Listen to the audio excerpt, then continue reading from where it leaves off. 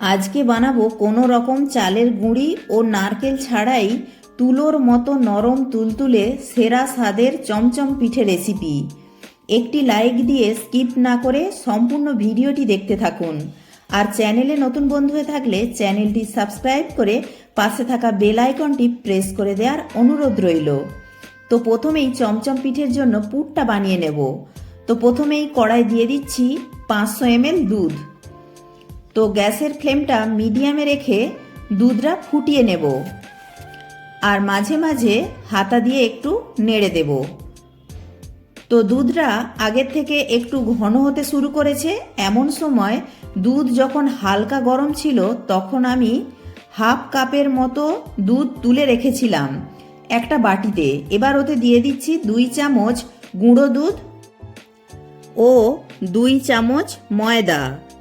তো গুঁড়ো দুধ ও ময়দা ভালো করে গুলিয়ে নিয়ে দুধের সঙ্গে মিশিয়ে দেব।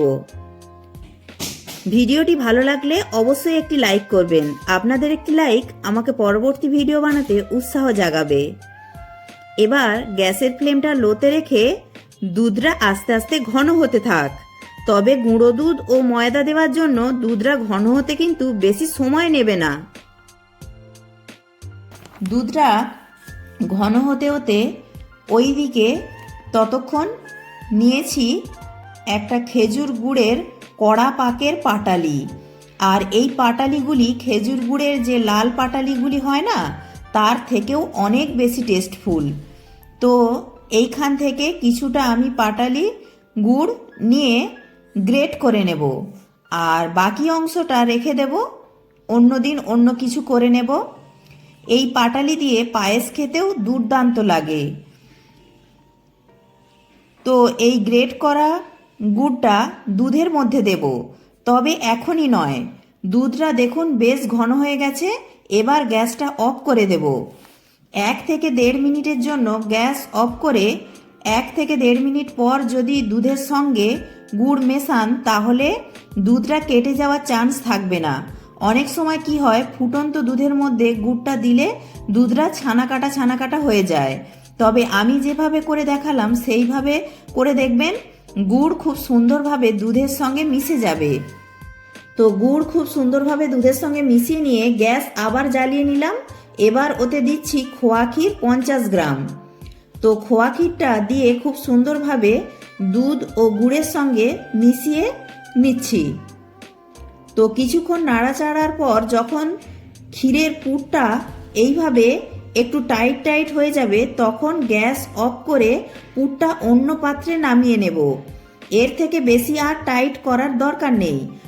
পুরটা ঠান্ডা হলে এমনিই দেখবেন আরও একটু ঠান্ডা হয়ে বসে যাবে। এবার চমচম পিঠের ডোটা তৈরি করে নেব। তার জন্য কড়াই দিচ্ছি 1 কাপ জল আর দেব হাফ চামচ লবণ। এবার অপেক্ষা করব জলটা গরম হওয়া পর্যন্ত। এই পিঠের ডোটা তৈরি করার জন্য জলটা খুব ফোটার দরকার নেই, হালকা গরম হলেই ওতে দিয়ে দিচ্ছি হাফ কাপ সুজি। আর এই পিঠের ডোটা সুজি দিয়েই করা হবে। এবার নেড়ে চেড়ে একটা শক্ত ডো তৈরি করে নেব। আর সুজিটা যখন গরম জলের মধ্যে দেবেন তখন গ্যাসের ফ্লেমটা একদম লোতে রাখবেন, তাহলে সুজিটা আর দলা পেকে যাবে না। তো সুজির ডোটা দেখুন বেশ শক্ত হয়ে গেছে। এবার গ্যাস অফ করে একটা পাত্রে নামিয়ে নিলাম। এবার সুজির ডোটা পুরোপুরি ঠান্ডা করে নেওয়ার পর হাতে একটু ঘি দিয়ে সুজির ডোটাকে একটু মথে নেব। এবার সামান্য একটু ঘি নিয়ে নিলাম। এটা একটু হাতে নিয়ে তারপর পিঠেটা তৈরি করব। আপনারা চাইলে এখানে সাদা তেলও ব্যবহার করতে পারেন। এবার সুজির ডো থেকে কিছুটা অংশ নিয়ে 2 হাতে তালুর সাহায্যে একটু গোল করে চ্যাপ্টা করে নিচ্ছি। আপনারা দেখে নিশ্চয়ই বুঝতে পারছেন কাজটা আমি কিভাবে করছি। অনেকেই মনে করেন চালের গুঁড়ি ছাড়া পিঠে তৈরি করা যায় না। বিশ্বাস করুন, একবার এইভাবে সুজি দিয়ে চমচম পিঠে বানিয়ে দেখুন, দারুণ লাগে খেতে। এবার মাঝখানে যে ক্ষীরের পুরটা বানিয়েছিলাম সেটা দিয়ে দিচ্ছি লম্বাভাবে। আর পুরটা একটু বেশি দেবেন আর পুরটা চেপে দেবেন। তারপর মুখটা সিল করে দিয়ে চমচমের শেপ করে নেব। এই পিঠেটা আপনারা যে কোনো শেপের করতে পারেন, আমি চমচমের শেপ করছি বলে চমচম পিঠে। এই একইভাবে আমি সবগুলি পিঠেই তৈরি করে নিলাম। এবার জলের ভাপে স্টিম করে নেব। এবার একটা পাত্রে জল গরম করতে বসিয়ে দিয়েছি, জলটা ফুটে গেছে। এবার এর ওপরে একটা ছিদ্রযুক্ত পাত্র বসিয়ে দিলাম। এবার সামান্য একটু সাদা তেল ব্রাশ করে দিলাম, এতে করে পিঠেগুলি আর পাত্রের গায়ে আটকে যাবে না। এবার সবগুলি পিঠে দিয়ে গ্যাসের ফ্লেমটা মিডিয়ামে রেখে ঢাকা দিয়ে স্টিম করে নেব 10 মিনিট। আর ঢাকনার মধ্যে ছিদ্র থাকলে অবশ্যই বন্ধ করে দিতে হবে।